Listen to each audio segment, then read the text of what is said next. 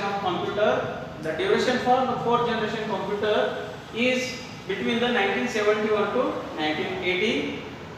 So the fourth generation computer is the advancement of the previous three generation of the computer, the first, second and third. So some features what we will find in the fourth generation computer, those are the advancement of the third generation computer.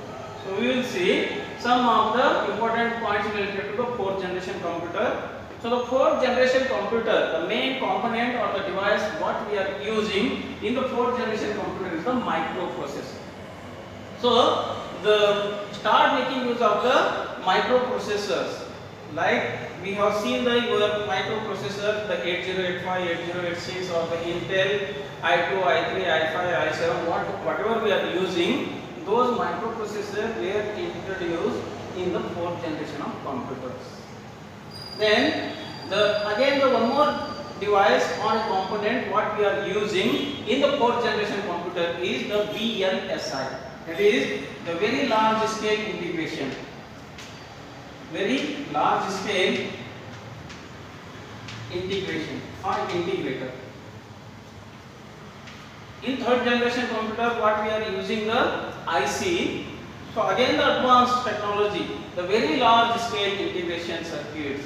So in one IC it may contain the thousands of the smaller ICs. So based on these using the microprocessors and the VLSI, we have the fourth generation computers are very small in size, that is compact, and which can be movable from one place to another place, and more powerful. The more powerful in terms of its storage, that is the memory space, in terms of its speed, in terms of its accuracy, in terms of its versatile or the elegance or the cost effectiveness. So the fourth generation computer is smaller in size and more powerful compared to the previous three generations of computer. The networking concept is also introduced in the fourth generation computer, like LAN, WAN, MAN. So regarding the networking, we will discuss in our upcoming classes more detail. So network is nothing but it is a group or a collection of computers. Between two or more computers, we can access the data with the different technologies. And the examples for the fourth generation computers are the mini computer, the microcomputer, the mainframe computer, the personal computers, the computers what we are using in your home or offices, are those computers we can say that the fourth generation computer. The classification of computer, in next upcoming class we will discuss in this chapter only the classification of computer based on its size, based on its working nature, and based on the certain other things. So the mini computer, that is small in size, which we are used in house or the corporations. The mainframe computers which works as a server, usually used for storing the huge data like banks or in electricity bill or some other big corporations. Or the personal computer which we can buy for our personal use. Okay, so this is related to your fourth generation computer. Clear? Then next we will move to our fifth generation of computer. So the fifth generation computer is the very advanced computer what we are using nowadays. So again this fifth generation computer is the advancement in the previous fourth generation computer. So in fifth generation computer we are using the concept that we can say that the artificial intelligence, that is the AI concept we are introduced in fifth generation computer.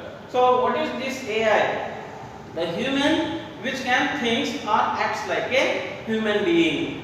So nowadays the machines are works like a human. Those are they are become much intelligent than the human.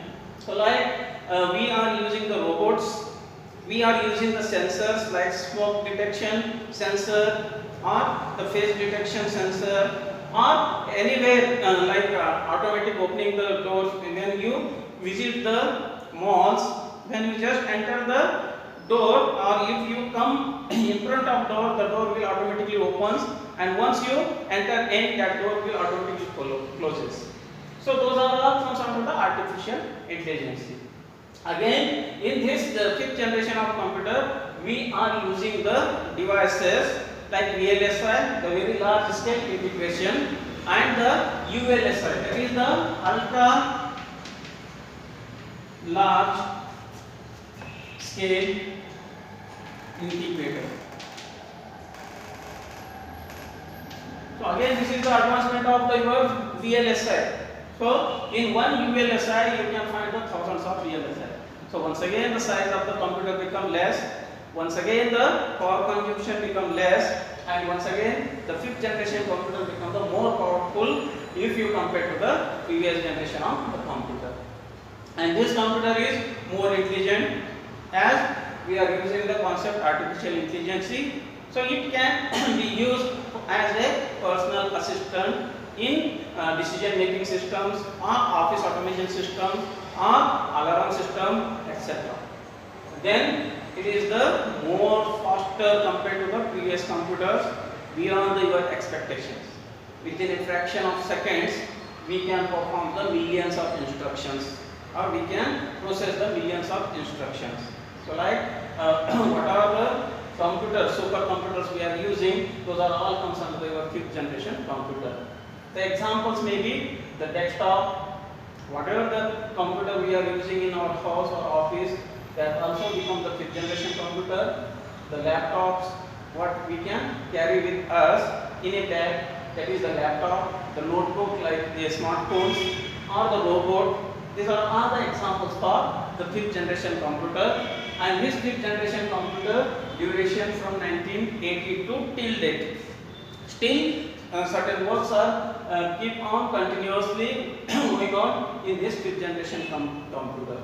So computers can be categorized in generation, that is 5 generation. The first generation computer, second generation, third generation, fourth generation, and fifth generation. The duration for these are the 1940 to 56 first, 1956 to 63 second, then the 1964 to 71 third, the 1971 to 80 fourth generation, and 1982 till date the fifth generation computer. In all the generation of computer we are using the different devices. In first generation we are using the vacuum tube. In second generation we are using the transistors. In third generation we are using the integrated circuits.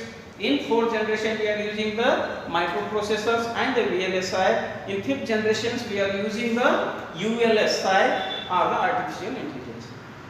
So like the ULSI generations going on from first to fifth, the size become lesser.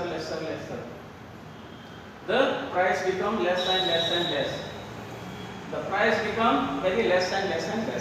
So like in your TVs, in early days we see the TVs those which we are using the vacuum tubes, then we come across the LCD TVs, then come across the LED TVs, then nowadays we are using the what we will call as a micro LED TVs. So in similar way in computers also we come across the generation of computer.